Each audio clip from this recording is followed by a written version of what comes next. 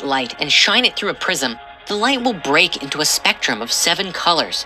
Red, orange, yellow, green, blue, indigo, and violet. Aw yeah, Roy G. Biv.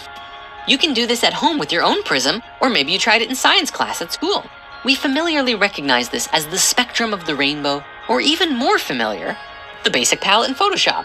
Scientifically though, this whole prism effect and all of the colors it produces are generally called Newtonian colors, and for the most part are the foundation of the visible color spectrum.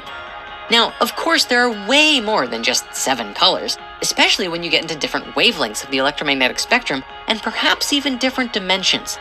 But let's stick with these for now. The thing about color is that each one actually has its own vibration. Red has the longest wavelength and the slowest vibrational frequency, and today we generally recognize it as warm and stimulating. Violet has the shortest wavelength and the fastest frequency, and we recognize it as cool and calming. I don't think I have to describe what happens between these two colors. It's like a frequency change that gets shorter and faster as you move up the spectrum. This basic knowledge, believe it or not, is very important, but we're gonna have to look at some other things first.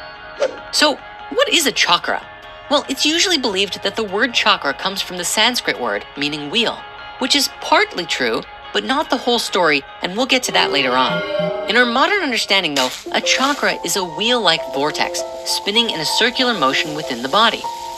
It forms a vacuum in the center that draws in energy on a vibrational level and can draw in anything from color vibration to thoughts and feelings of other people that we come into contact with. So, in essence, chakras are energy points or centers that run vertically from the top of your head down your spine, or, from the bottom all the way up. Think of them like pools of energy in our body. When left to their natural state, they will flow seamlessly, but life is messy, and stuff like emotions, abuse, and bad experiences get in the way, and much like moss or algae, it blocks the creek from flowing. Ah, you caught me, I'm quoting Airbender on that last bit.